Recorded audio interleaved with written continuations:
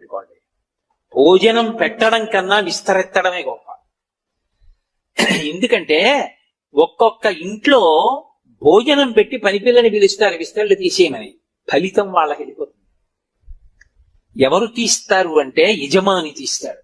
నేను ఈ విషయం గొప్పగా చెప్పుకుంటున్నాను అనుకోకండి. నా ఇంట నేను ఎప్పుడైనా ఎవరికైనా పరమాత్మ నాకు దేవతార్చన చేసే శక్తినిస్తే వాళ్ళ విస్తళ్ళు నేనే ఎత్తుతాను. ఎందుకనంటే అది గొప్ప కోసం కాదు. అందరూ భోజనం చేసి లేచి వెళ్ళిపోతే రామకృష్ణ పరమహంస తన గడ్డంతో విస్తళ్ళు తీసేశాక గడ్డంతో తుడిచేవారు.